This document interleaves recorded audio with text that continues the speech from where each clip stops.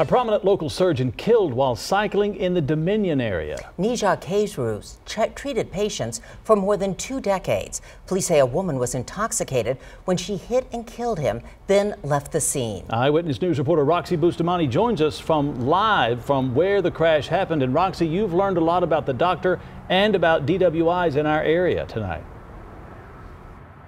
That's right. I was told that he was both an avid cyclist and an all-around athlete. In fact, I spoke to his friend who's been cycling with him for 12 years now, and he says this is Dr. Kayruz's natural route that he typically goes down, starting from his home all the way down I-10 over here to the Dominion area.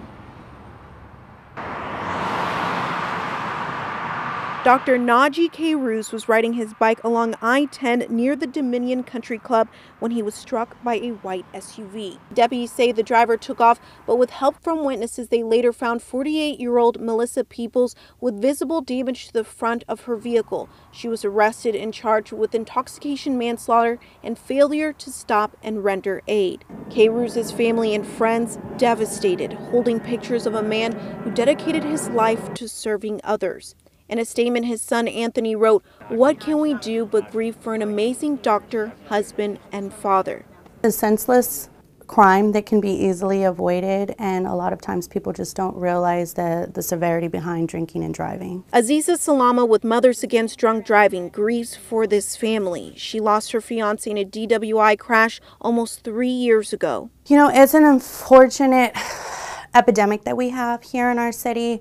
According to Bexar County records, Peoples was arrested for driving while intoxicated back in 2009. Cases like this are why the organization MAD is pushing for stricter punishment for DWI offenders. We will be working very fiercely, especially in lobbying day coming up in March.